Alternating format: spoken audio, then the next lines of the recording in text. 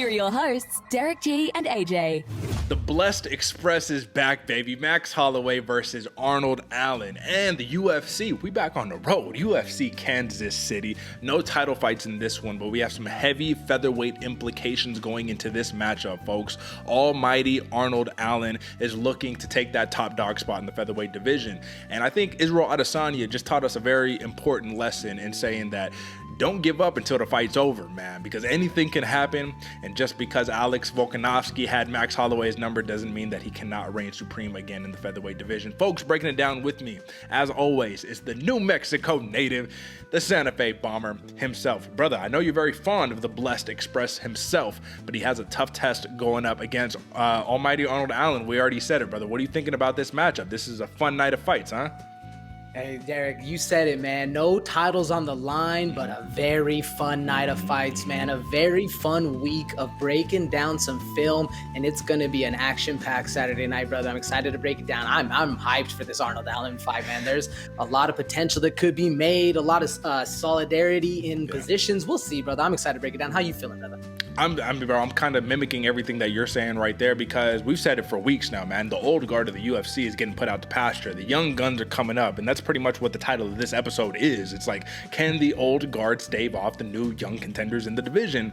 And I don't know if I'm ready to see some of these OGs just quite depart yet, man. But once again, this is the name of the game. You got Edson Barboza versus Billy Quarantillo. This is another one of those matchups. I mean, we just saw Barboza lose to Doug Nasty, Bryce Mitchell, right? So it's like, can he get back? Can he rebound?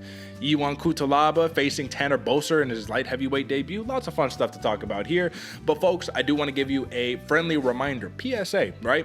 If you have not subscribed yet to the YouTube channel, you absolutely should. We want to drive all growth, all momentum, all eyes on the Bloody Water Podcast YouTube channel. So interact with us. We're live on the community tab. We're posting on over there. If you have some thoughts, if you just want to say what's up, drop a comment, you know what I mean? And if you want some in-depth insight into the fight process and into the life of the New Mexico native himself, AJ, tell the people where to find you on Twitch.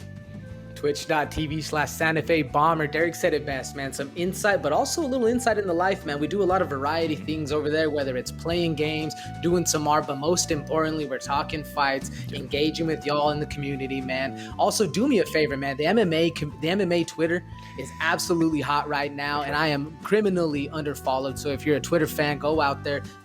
Santa Fe Bomber, already the same thing, brand all across the way. But either way, man, check us out. There we go. And folks, you know there's a time and a place for housekeeping and for news, but I think we're past that. Let's jump straight into it. Let's talk about it, brother. All right, my man. Very quick sneak peek for those who are watching here on the YouTube channel. This is your UFC Kansas City betting sheet. We're about to pull it off the screen, but before we do that, I do have to say we have only two out of 6 fights Bloody Water Podcast consensus picks. AJ, who are we talking about? We're talking about the Blessed Express himself, baby. In one sentence, I'm going to leave it as simple as this. I want your feedback, but I think that just because you lost a couple of fights to the top, the highest elite level, does not mean you're quite ready to get knocked off your pedestal to be that top gun, man. We saw it against Calvin Kattar. I think we're going to see it again against Arnold Allen. What do you think? Derick, there's a saying that is uttered every time Holloway fights, man. To be the best, you got to beat the best, and the best is blessed. I'm excited to see him fight this week, brother. That's right, man. And in the surprising turn of events, a lot of contention on the picks here, but there's another one that we're rolling with together, and that is Rafa Garcia. Bloody mess in his last matchup, man, but he is arguably fighting one of those dudes, man, where I think you can say, I don't want to rule him out, but the Carpenter, Clay Guida, a fan favorite, might be ready to, you know what I mean, start hitting the other promotions in MMA to stay relevant, because against these young killers, they're hungry. And that's all that I got to say. Anything to add? Man, another old dog versus not so young of a dog, but either way, we got a dog fight on our hands, Derick. That's right. And you know what they say, man, every dog has his day. So you got to stay ready, baby. You got to stay ready. All right, folks, with that being said, real quick pick for, once again, I'm going to bring it back on the screen. I like Billy Q, Dustin, Jacoby, Tanner Boser, Chris Gutierrez, El Guapo. AJ, if you have to rattle off your picks, I can pull it up on the screen again, or else you just want to rock them out. What do you got? Ooh, I'm going Edson Barboza, Murzakanov, Cutelaba, and I'm taking the old dog in Munhoz. That's right. That's going to be a fun fight right there. All right, folks, with that being said, no more mincing words. Once again, subscribe to the YouTube channel, but let's talk about some fights, baby. Let's get it. Here's to another main card breakdown, courtesy of your hosts, Derick G and AJ. All right, my man, Max Holloway, Arnold Allen.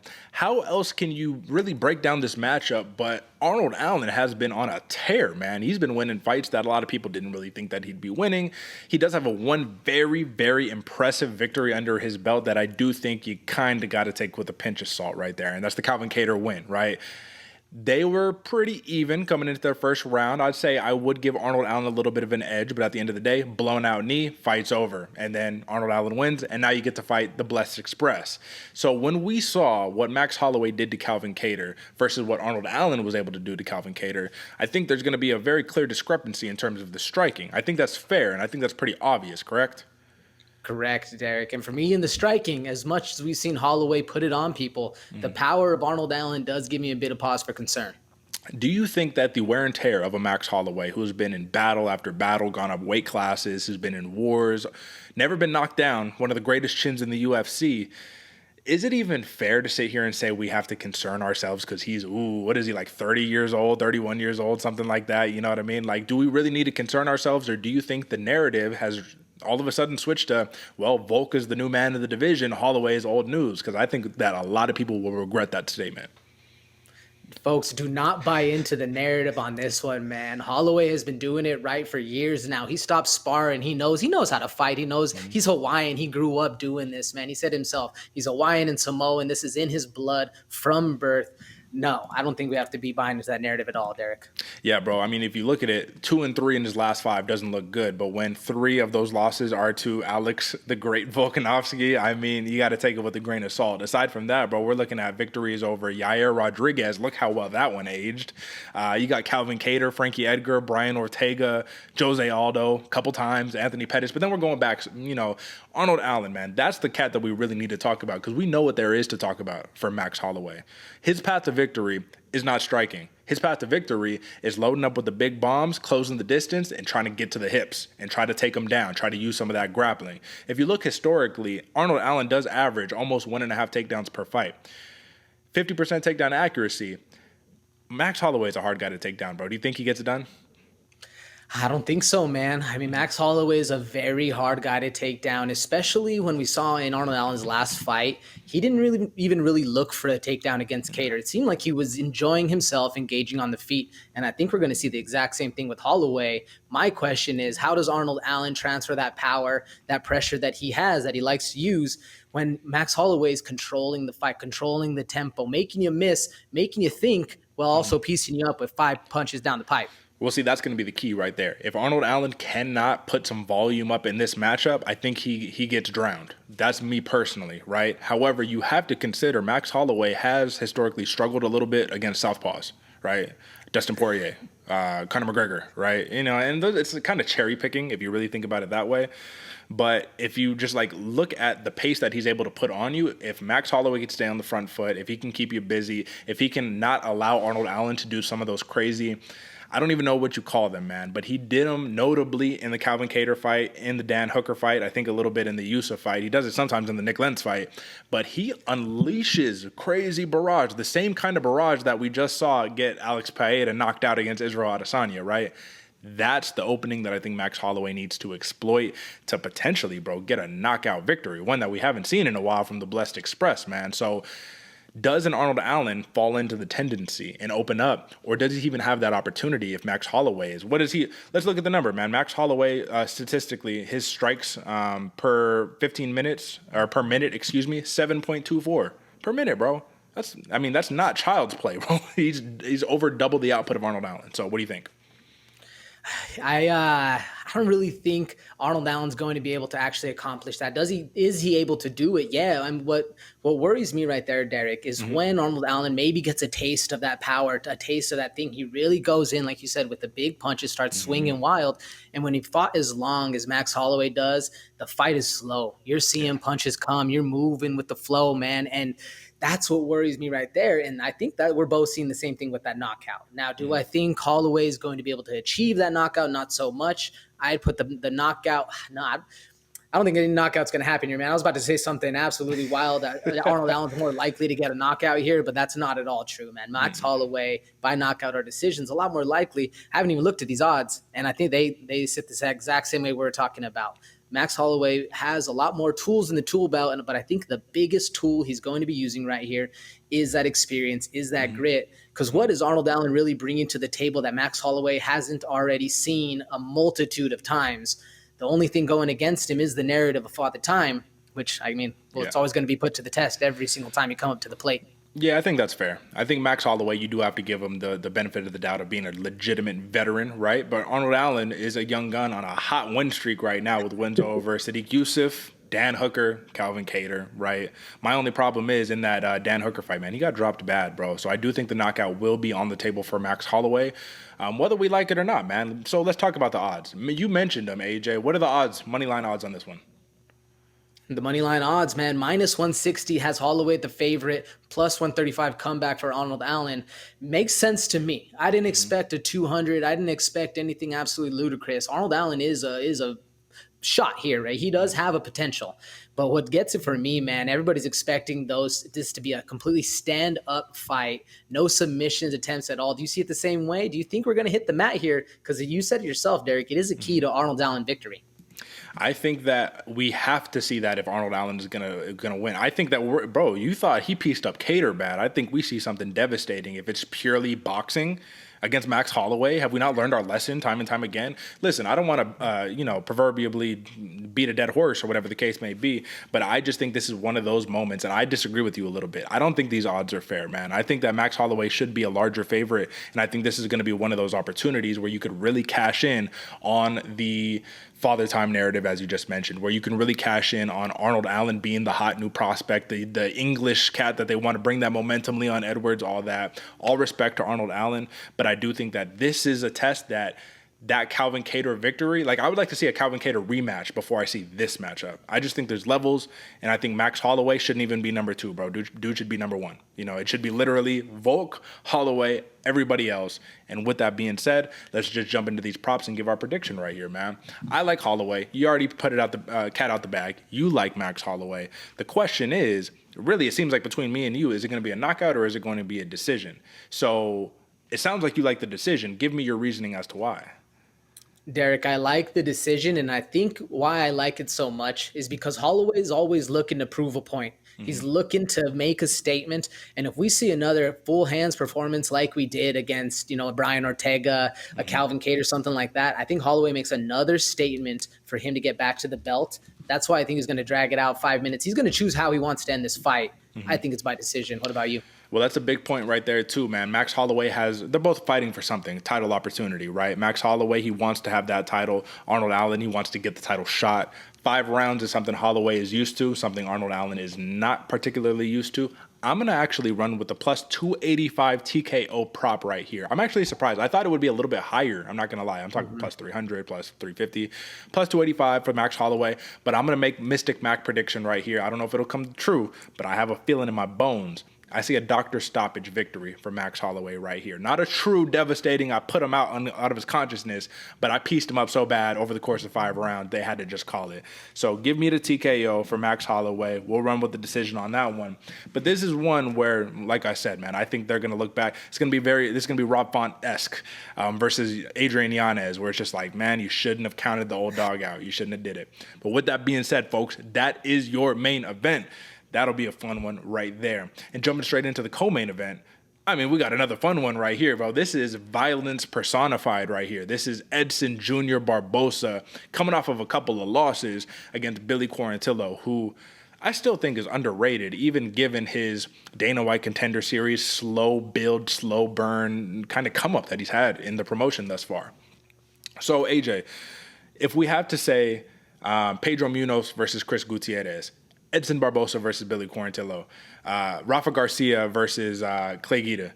We're seeing these matchups now where at this stage, these dudes who have been title challengers, these dudes who have been very highly regarded in the MMA landscape, now your job is on the line now, buddy. You know what I mean? Now it's a matter of let's give the new young guys a shot.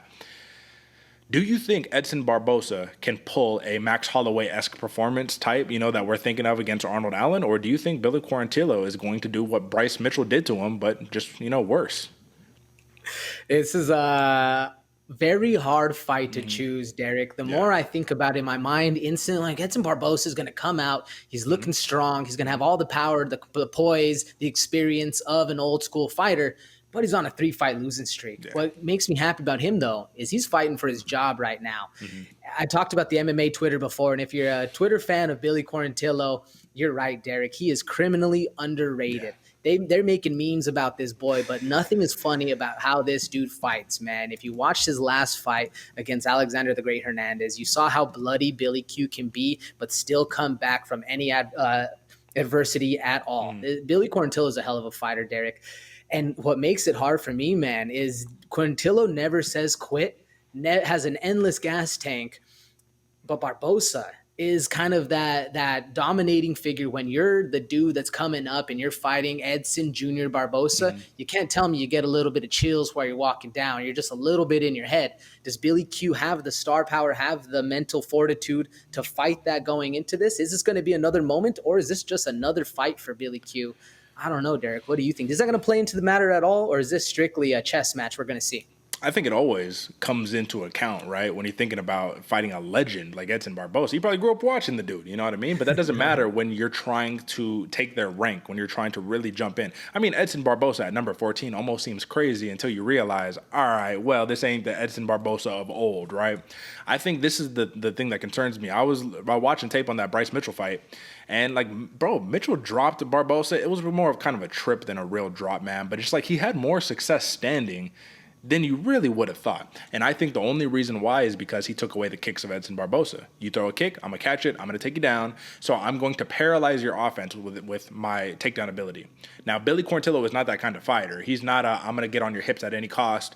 He's more of I'm going to strike with you, I'm going to get you back against the cage, and then I'm going to get in, we're going to start working that clinch, and then slowly but surely I'm going to drown you with that. So my concern is this. If Edson Barboza can rally strong in that first round, I think he can get the job done in round 1. But we've seen if you do not put Billy Q away, it's going to be that slow and steady pace that will drown you over 3 rounds. We saw it with Alexander Hernandez. We've seen it many a time before. And the last real victory that Edson Barboza has is against Shane Burgos in what was a tit-for-tat back-and-forth fight. So, AJ, when we talk about MMA math, Shane Burgos has a victory over Billy Quarantillo. Some people thought it was a little controversial, right? A little divisive, right? It wasn't what Edson Barboza did to Shane Burgos. It wasn't no finish or anything.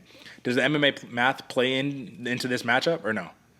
I mean, I've heard both ways, Derick. MMA math never works. MMA math always works. And honestly, the person that said it both ways is Uncle Chill. So I don't know which one to believe, all right? In this fight, I do think it matters, man. Billy Quarantillo, as much as he's going to go in there and thinking about how big of a moment this is, he's going to be a smart fighter. He's always been a smart fighter. And he's going to stick to his game plan. And you're right. You hit the nail on the head. The quicker Barboza can finish this fight, can put Quarantillo away, the better it is for him. If Quarantillo is able to shut down those kicks, shut down the range, push Barboza up against the fence and actually fight his fight, it's going to be a 3-round drowning. I couldn't agree with you more. The thing is, what matters for me, what the X factor that matters for me for Barboza and Quarantillo as well, is what's fighting for right here. Barboza, this is his job. Do you want to be relegated to one of the boys in the back that's going to go fight at, Cage Fury, PFL, anywhere else, or not feed your family and have this young dude come up and take your stuff? But for Quarantillo, this is your shot. This is what you've been working for. You've been grinding for years. We've been talking about Quarantillo since the sleeper section, Derick, in 2020. And this dude has been on the grind ever since. So it's a matter of which X factor, who wants it more to me, because I can see skill set working both ways in each fighter's advantage. What do you think? Yeah. No, I mean, you make a great point. You make a great point on this one, man. Both of them are fighting for something. Both of them have advantages, right?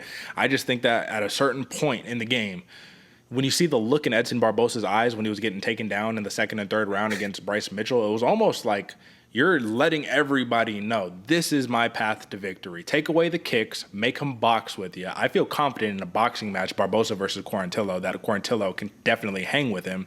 Then you mix in the threat of the takedown. To me, sometimes that's all it is. Threaten them. Just make them think about it. If I can make you think about it for all 3 rounds, you're not going to be. Of course, you got to worry about some crazy spinning wheel kicks and classic Barboza. But I mean, odds wise, I think the odds makers see this kind of the way that I'm looking at it to a degree. Minus 155 for Quarantillo. Not an overly large discrepancy, right? They're saying Barboza, he's a dog, but he's not the biggest dog in the world. What's interesting to me, man, decision prop is plus 250 a pop for both fighters. TKO prop is actually better on Quarantillo's side in terms of they think it's going to come to fruition. What do you read into that? Yeah, I mean, I think that's a little bit of narrative right here, Derick. What we saw Billy Quarantillo do in his last fight against Alexander the Great Hernandez as well. I mean, as his entire career, man, is even though he did lose the Shane Burgos fight, is still he's a warrior. He's a dog. KO Gabriel Benitez, like KO Kyle Nelson. When Billy Quarantillo is on his game, he's able to put together combinations that has you sleeping. Now, will he be able to do that against an experienced veteran? I don't think so. And that's where the odds, to me, kind of start to make a little sense. Why it's such a close fight. Edson Barboza's seen all these things. He's done all these things, kind of the same narrative we were talking about before with Max Holloway. But Billy Quarantillo's sharp, man. And this is why it was so hard for me to choose back and forth. When I was doing fight breakdown for this one, man, I wrote it back and forth. Barboza, Quarantillo. This is a hard fight to pick, and it makes sense why the odds are so close to me. That's right, man. I'm just going to put it this way. Listen, I like Billy Q. I like the young gun coming up in this one, man. And I do think that he will be able to reign supreme as long as he doesn't get finished early. But, I mean, who knows, man? We'll see on Saturday night. So give me Billy Quarantillo. I'm actually going to take that plus 250 decision prop. It almost feels like you should just take the TKO just because. But I think you got to give Edson Barboza credit. If you're really looking at his last couple of fights, man, yeah, he got finished by Giga Chikadze. But aside from that, last time he got finished was 2019 Justin Gaethje, and you can't fault nobody for that, right? Give me Billy Q. Give me a victory by drowning decision. Let's go. What you got? I like it, Derick, and it makes a lot of sense. Personally, myself, I'm going Barboza. Give me the early TKO. Give me a round 2. I see the same thing, though. Doctor stoppage, cut, stepping in. Billy Q's a bleeder. We'll see if Barboza can get it done, though. All right. Well, that's going to be a fun featherweight co-main event right there, and let's move right along to an interesting light heavyweight matchup right here, man. The Hanya, Dustin Jacoby, number 13, is facing off against number 15th ranked Azamat Murzakanov. Now, this is going to be an interesting matchup, man, because I was very, very high on Murzakanov given his last fight. Dude's undefeated, 12-0. I mean, this dude is, I'm trying to make sure that I'm not mistaken. Yeah, he's the professional, right? The man gets the job done. And if you look at his last victory against Devin Clark, I mean, ground and pound, right? Dude, take the fight to the ground, and that's where he's going to get his business taken care of. But if you look at the one before that against Stefan Nchukwi, right? You get a taste of what Murzakanov can do against a bigger opponent. And the thing that I think a lot of people forget, that fight was not in the bag for Murzakanov. Everybody, oh my God, look how good Nchukwi looks, right? Until that third round happened. I don't want to mistake it because I don't have it off the top of my head, but I'm thinking it was a flying knee or something like that, straight up the pipe, boom, ended it. So it was impressive walk-off, but nobody was sitting there like, oh yeah, he was beating the brakes off of him. So Dustin Jacoby, you want to talk about a criminally underrated fighter, I think you got to put Dustin Jacoby in there. And if you even look at his last loss against Khalil Roundtree, the split decision, a lot of people were it was contentious, right? It wasn't a clear-cut victory or loss or whatever. Bro, Da Un Jung knocked him out. Michael Alexichuk, right? Fantastic boxer, decisioned him. John Allen decisioned him. Darren Stewart and finished him. I just think this could be a good spot for Dustin Jacoby, and I think the odds indicate it. Do you like Murzakanov's ability to just try to get the fight to the ground and that's it? Like, Jacoby got some good takedown defense too. What do you think? He does have some great takedown defense, and I'm actually not really depending, if I'm the coaches of Murzakanov, I'm not depending so much on the takedown. I'm throwing heat down the pipe, and that's what Dustin Jacoby suffers with a lot, is when he's not in control, when he's on the back foot having to throw things in defense, shots coming down the pipe. We even saw Murzakanov is great at it, man. Flying knees, lefts down the pipe. He does do this really weird thing where he's circling his hand all the time. He's making big circles with his lead hand. And what worries me about this one, man, Jacoby's been on a tear, and he's such a good striker, has such a light, quick front foot. If he can throw that head kick, we saw, what was it, Devin Clark? Yeah, Devin Clark catch Murzakanov a couple times. That's what worries me, man. The kickboxing of Dustin Jacoby right here, and how much that this dude's been on a tear recently, his growth, his development. You're right, Derick. Dustin Jacoby is criminally underrated and underappreciated because his striking is phenomenal.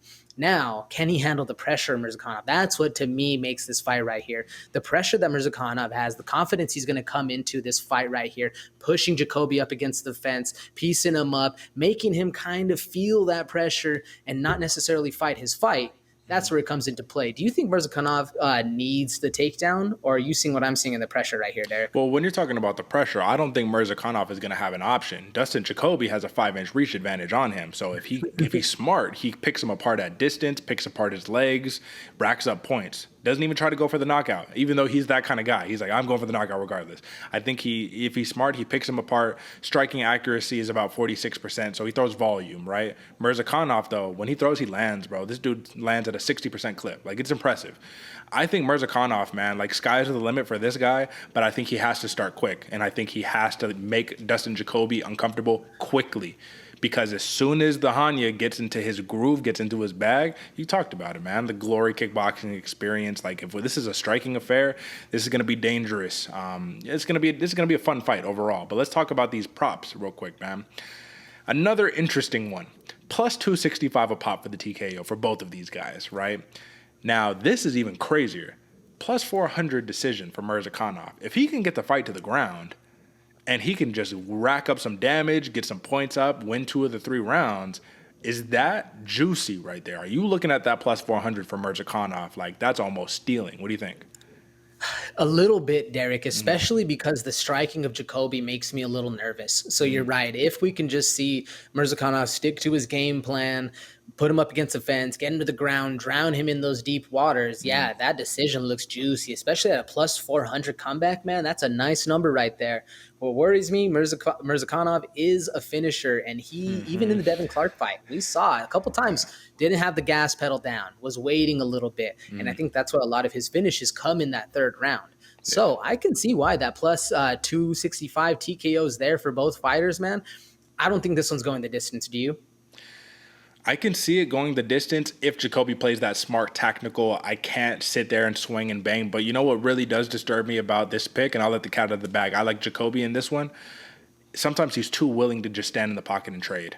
And that's where that knockout can just come, because he'll take one to give one. And I don't know if you can take one against Murzakanov, bro. Like, this dude is good, bro. He's really, really good. And that's why I'm a little hesitant about this. But I just think that what we've seen from him, if we're looking at his past couple of fights, man, Roundtree, Young, Alexichuk, Allen, all right, Darren Stewart, didn't age the greatest, right?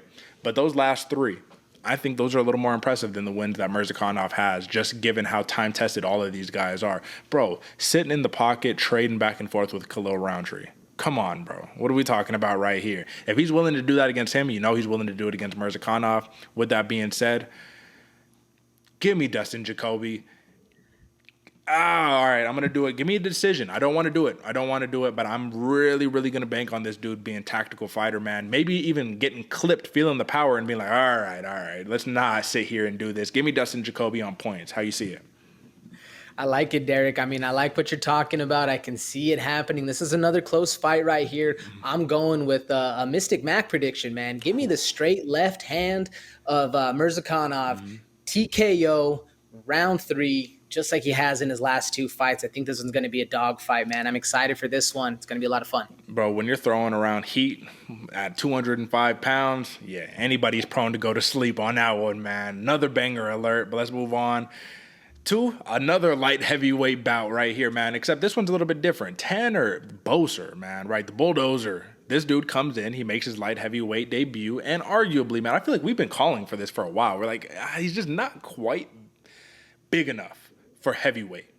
But now you go down to light heavyweight, and they say, oh, welcome to 205. Ion Cutelaba. You're struggling against these guys taking you down. You look at his last fight where he fought Nascimento, excuse me. When he fought Nascimento, well, what happened? Nascimento, he put him on his back, man. Did what he needed to do, got in his face, and, take down city. Can Ion Cutelaba do that? First off, that is going to be a 2-part question. Can he do it? He needs to, Derick. Yeah. Can he do it? I think so. And what I think is going to be driving that second, that third, that fourth shot is the desperation of this dude's on a 3-fight losing streak, man. Cutelaba has gone from the big dog to the dude crying about his sucker getting taken. And I think he feels it. Second part of this question. If he gets the takedown, similarly to the way he did against Kennedy and Chekwu in that first round, can he do it in rounds number 2 and 3? Ooh, no, man. And that's what worries me about Cutelaba. Yeah, that's the problem, though, right? Is that a lot of gas is going to be expended against a guy like Tanner Boser, who is used to trying to get taken down by heavyweights. A little bit different. Size, feeling, right? When a dude like Nascimento takes you down and he's on top of you, where are you going to go? Cutelaba, I'm not saying he's not a monster. This dude is he's the Hulk, right?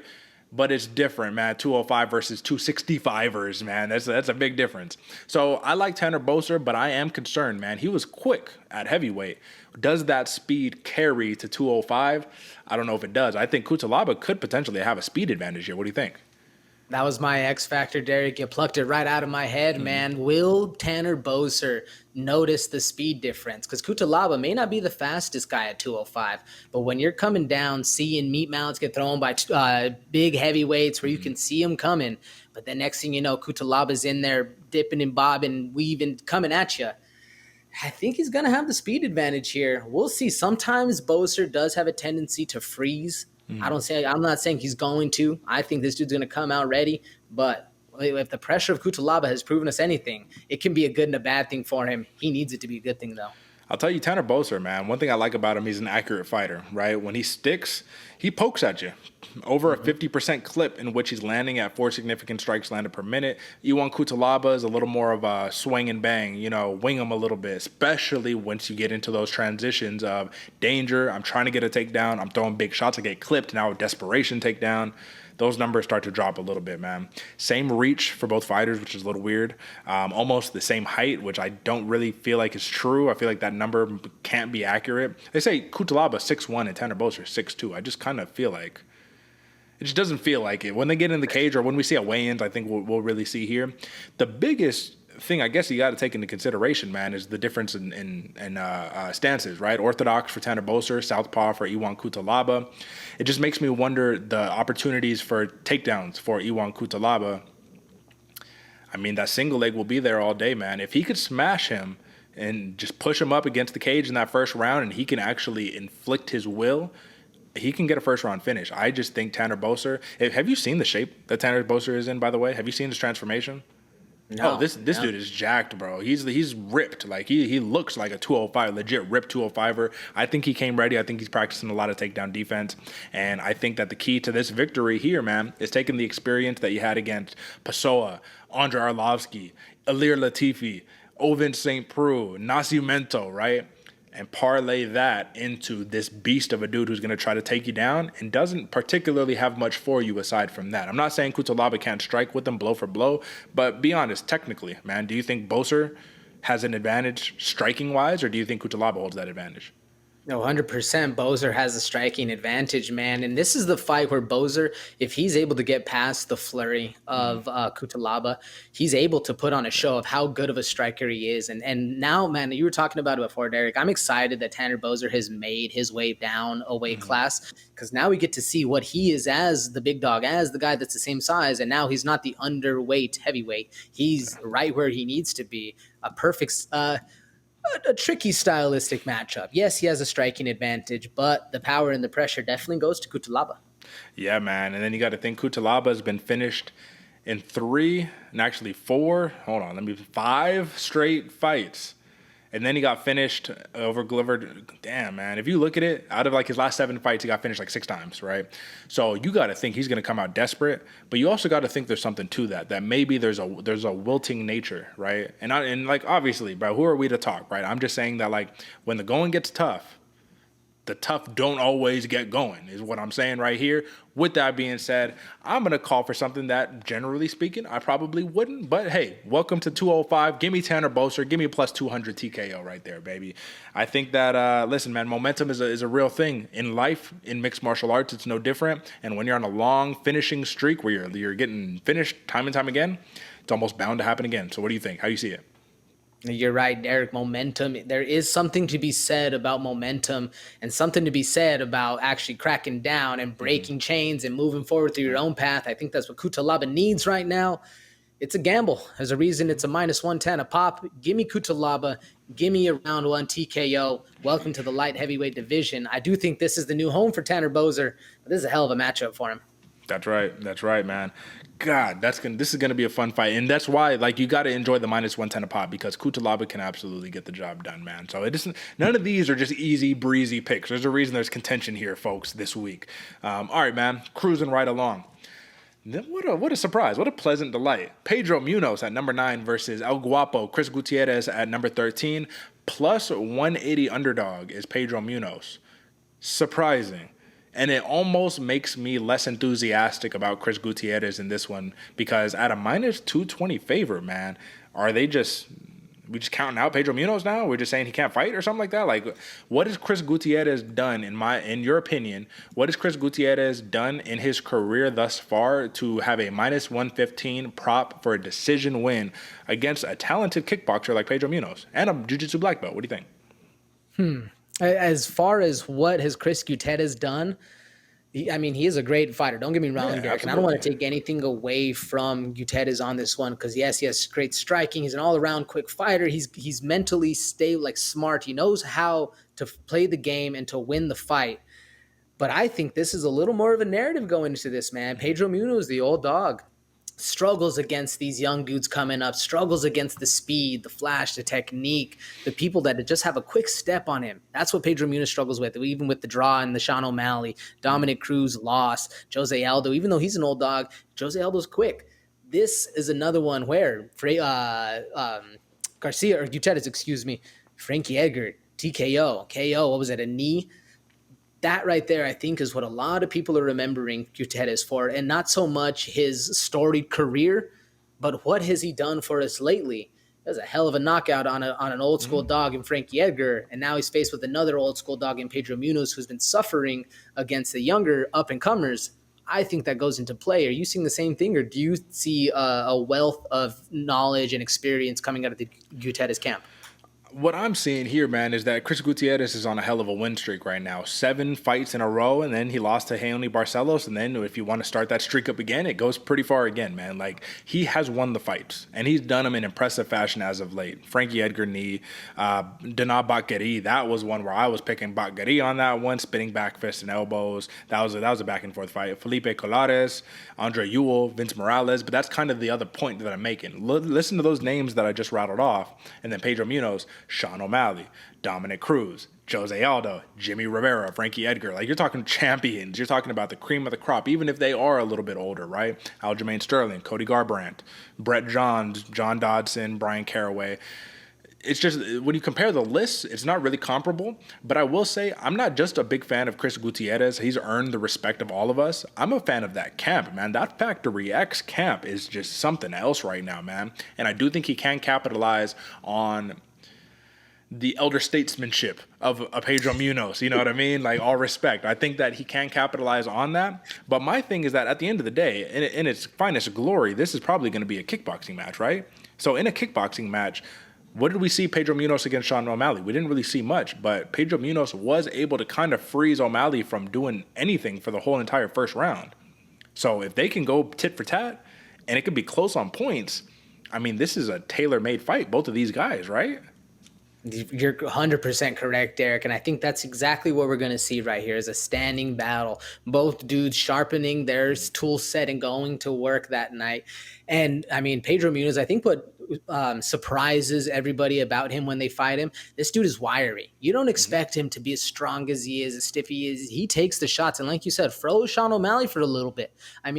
Sean got going, the fight happened, it ends in a draw. It is what it is, but Munhoz is never a dog to be counted out, even though he's on that little bit of a loss streak. He has the age against him. There's a lot of narrative going into this fight, man, but it's a lot more than that when you're thinking about this one. Yeah, and just to be clear, it wasn't a draw that ended in that O'Malley-Munhoz fight. It was a no contest from the eye poke. So, yeah, there was a nut shot, there was an eye poke. It was weird. It was a weird fight. But basically, man, the odds makers are giving no chance to Munhoz. Yeah, plus 180 underdog, not terrible, but plus 650 for the TKO, plus 850 for a submission, plus 350 for a decision. They're not really giving him a shot. I'm just still stuck on that minus 115 decision, Chris Gutierrez. You don't get any bang for your buck for betting on him to go to decision. So what makes that so valuable, man? You know what I mean? Like plus 450 for the TKO. Can you see a finish here by Gutierrez on Munhoz? No, Derick. I mean, when is the last time? I guess, yeah. When is the last time Edgar has been finished? Or Munhoz? 5 fights ago, huh? Last time Munhoz has been finished? Yeah. You said Edgar. Yeah, Munhoz. Oh, Munhoz. Excuse me. Yeah, it's all good, brother. The last time that he was finished, man, was if ever, man. Let me see. Yeah, you have to go down. I don't think he's ever been finished. No, all decisions, 7 decision losses. You got to go down the list. So I don't see that's for me, the plus 450 TKO makes a lot of sense. Munhoz is hard to put away, but I'm still in shock with you, man. I'm right there. Minus 115 for the decision. I think the longer this fight goes, the more Munhoz, excuse me. I keep messing that one up. The Munhoz has to be able to depend on his experience. And we've seen him in these kind of fights, man. He never says quit and he's always there. I think it's going to matter to the judges. I think this is going to be an interesting one when it comes down to who gets debilitated first. If you remember, man, I was betting heavy on Jimmy Rivera against Pedro Munhoz because I said if Jimmy Rivera can beat him up with the kicks, it's over. Well, the exact opposite happened. Munhoz butchered Rivera's legs and he couldn't fight anymore. I think that's going to be the same battle between these two guys. Munhoz loves leg kicks. Gutierrez loves leg kicks. Gutierrez, though, got a little more pop in his shot in terms of like that actual stiffening, give him something. Listen, man, long story short, give me the youth, give me the vigor in this matchup. And I know it's a common theme. I'm taking the young gun versus the old dog here, but I do think Chris Gutierrez is on a hell of a streak. And I do think that his damage, which once again reigns supreme right now in the current UFC judging, I think the damage will be able to edge out a decision victory. However, my disclosure to the folks who are watching this program, don't take a prop here, man. Rock with that minus 220 money line for Chris Gutierrez, but I'm going to see in a decision. How do you see it? I see this one, Derick, as an extremely close fight again, man, going back and forth. I can see what you're talking about. But for me on this side, man, give me the old dog. Give me the underdog. Give me Pedro Munhoz. And actually, give me the decision, bro. I think he's going to do it. I think he's going to put on a show. I think he's going to be there for the entire fight. I don't see either of these fighters going to sleep, though. Yeah, tough test after tough test, but this ain't Dominic Cruz and this ain't Jose Aldo, man. This is a winnable fight, but it's going to be tough to win the fight. So we will see, but that is going to be a fun bantamweight matchup right there. Bantamweight just got all the fun fights right now, man. All right, brother. Now, finally, opening up the bouts, right? The lightweight contest between the Carpenter, Clay Guida, and Rafa Garcia, man. I think this one, AJ, surprisingly enough, I do not have a lot to say about this. I think we know what Clay Guida does time in and time out. He puts a pace on you. He's in your face. If he can wrestle, he's going to wrestle. Only problem is Rafa Garcia, the man can box, the man can wrestle, and he's actively looking for his own takedowns too. So what is going to be the X factor in these two similarly stylistic opponents, man? They have very similar styles. I just think that Rafa Garcia got that youth and got that vigor. Both of them got that dog in them, though. So, I mean, what's the X factor? And I said in the beginning, Derick, we're in for a dogfight on this one. The X factor out of the Guida camp is going to be the pace, going to be the conditioning. Mm-hmm. We've seen Rafa Garcia get swarmed before and really kind of get put on the back foot and start to think about the fight instead of just out there fighting. Now, the X factor for Garcia, man, big, heavy uppercuts. This dude has heavy hands. You talked about the boxing, Derick, and Rafa Garcia is slick. If he's able to keep Clay Guida in that boxing range, I think he's going to put on a show, man. But honestly, I could see this also as a 3-round dogfight, fight of the night. There's a reason this one's opening up the card. It's going to be a lot of fun. Grab your popcorn, folks. My question here is, do you remember when Clay Guida fought Mark Madsen? What was our whole thing? It was like, both of these dudes can wrestle, bro. What's going to happen? Kickboxing match, right? Mm-hmm. So in this one, Clay Guida took down Scott Holtzman in his last fight, retired him with 4 takedowns, right? Well, if you look at an arguably a very dangerous opponent as well, Rafa Garcia fought Mahashate, took him down 6 times. So it's like both of these dudes are looking for the takedown, but if they cancel each other out in a pure kickboxing match, who do you like between Guida and Garcia?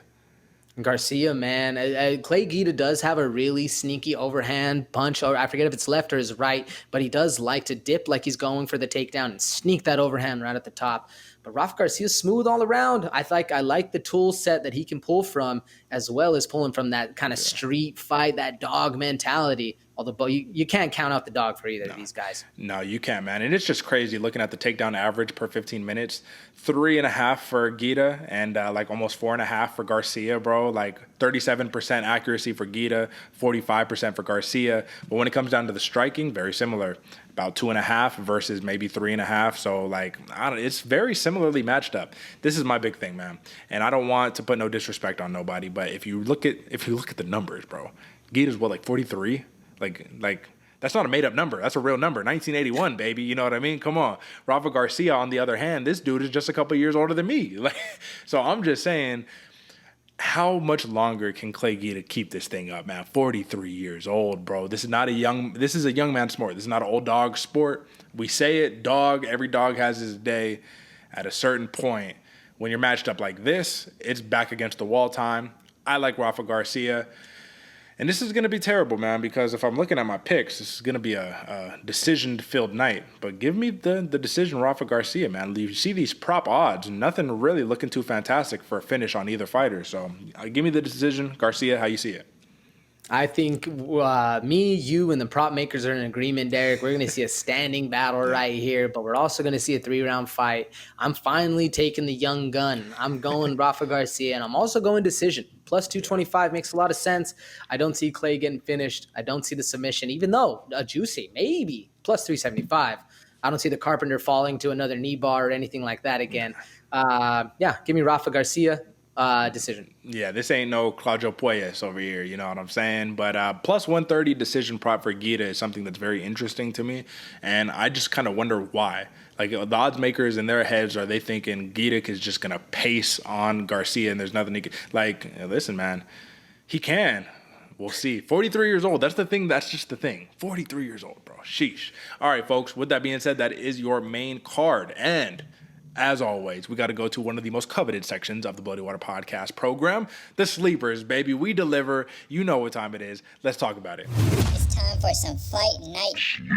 If you ain't paying attention, you're going to sleep on me and I'm going to wake you up. All right, brother, listen. We got 2 fights here, and I think that we said it in the last one. 2 knockouts in our last 2 sleepers. More often than not, we deliver. We don't just want to give you a prelim. We want to give you a prelim that's something that you need to write home about, something that you need to talk about at the end of the day. And AJ, if you don't mind, I'd like to give my 60-second bar pitch first. I'm going to get straight to it, man. I have always been an ambassador for the women's MMA and showcasing the violence that's on hand. And if you're looking at this matchup right here, La Fiera, Piera Rodriguez versus Jillian the Savage Roberts, you're looking at an undefeated fighter with a lot of hype in La Fiera. And then you're looking at another, I hate to continue to use this word, criminally underrated fighter in Jillian Robertson, man, who is more than just a jiu-jitsu at this point, you know what I mean? So if you look at Sam Paige Hughes and what she did in her last fight, this win for Rodriguez, this speaks volumes because she did it with the hands, baby, with the Munhoz. She put it on her. And that's going to be her path to victory against Jillian Robertson, who wants to take you down, take your back, choke you out. She got a little bit of kickboxing under the tutelage of Dean Thomas. But with this being said, man, this is either going to be someone getting choked out, most likely someone getting knocked out, or bloodiness in between, brother. That's my pitch right there. AJ, what are your thoughts on this sleeper? This one's gonna be fun, Derek. You're right, Rodriguez. We got a banger coming for you. Robertson, the criminally underrated. You're right, Derek. And Robertson needs a bigger fan base. And I'll tell you what, there's a reason I picked my sleeper for that same reason. There's a lot of prelims that are gonna be on this card. You're gonna remember a lot of faces. You're gonna remember a lot of names. But these 2 fighters I got, man, right here, Gaston Bolaños versus Aaron Phillips. A little underknown, new guys coming to the division. Phillips had a hard fight, had a hard intro against Jack Shore. Gaston, I believe this is his debut, if I'm not mistaken. Let me check just real quick, because this guy, Yeah, this is his debut, man. But the thing I like about Gaston when I was watching him, heavy, heavy hands, gonna be coming for the fight, hungry, hungry, hungry dog. Bolaños, I mean, a lot of people have a lot of faith in this kid. You can see it right there, 78% by knockout. And that's what I'm banging for right here, folks. Violence, quick, early violence. Phillips has something to prove when you go up against Jack Shore in your intro to the UFC, and then you get 4 fights canceled on you. It's time. He's hungry. He's ready to show out.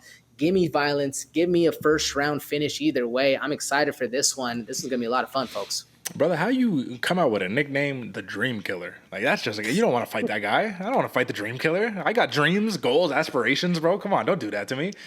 Listen, man, you folks, I know this is a very, like, the niche of this program is the UFC, Ultimate Fighting Championship, but you got to love you some Bellator, some PFL, all the other regional promotions out there, man.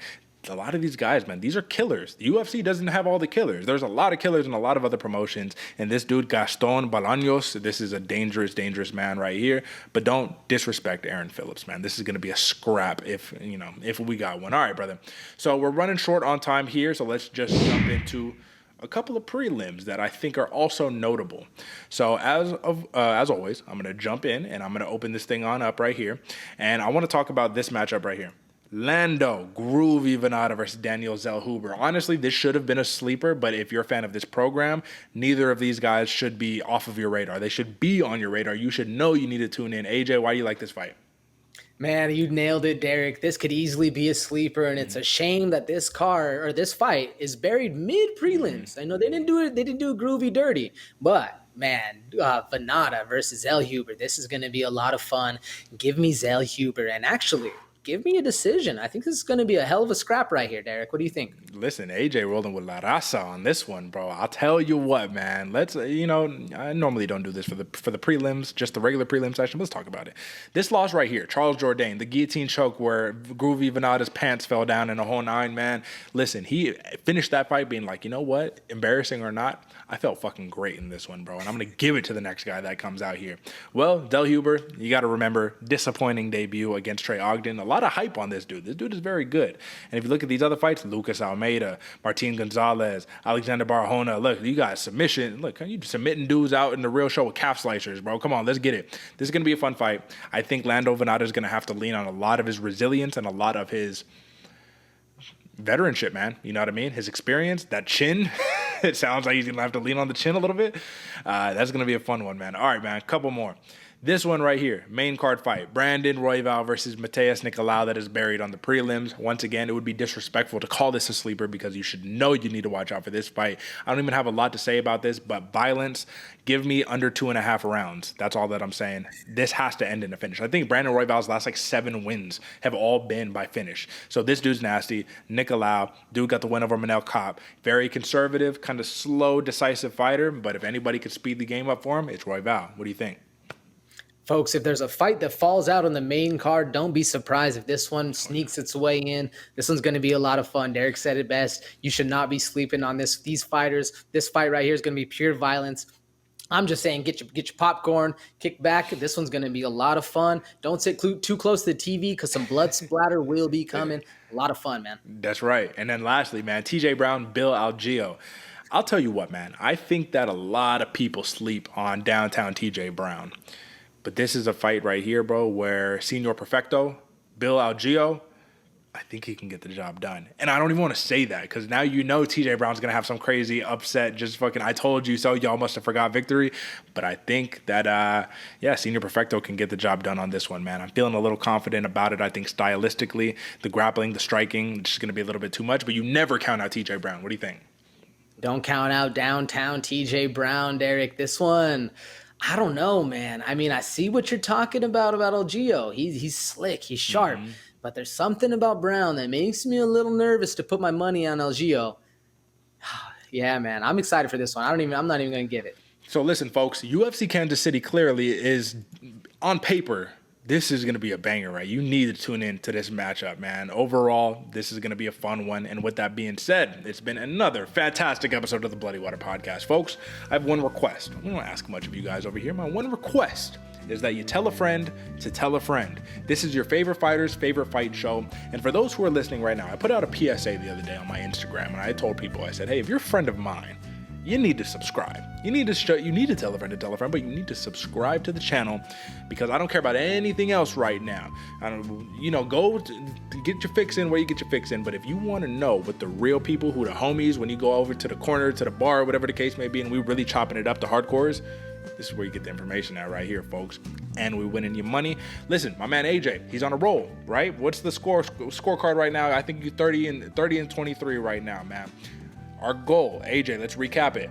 We need to get to 69 to 71% accuracy rating on the year. And the one biggest lesson that you've been repeating here, AJ, is what? It's only April, brother. Let's go. We got a whole year ahead of us, man. Close us out, man. What you got? Foot on the gas pedal, Derick. We're going for broke right here, man. I'm excited. You said it best, folks. You need to tune in. You need to watch the fights. You need to watch the prelims. But what you need to do is hit that subscribe button, share it to your friend, because if you're not, you're a bad friend. They're losing out on money. This is your favorite fighter's favorite fight show for a reason, because even though the UFC fighters can't gamble on their fights, you know where they go if they could. Right here, folks. Make sure you tune in. Make sure you send it to your friends.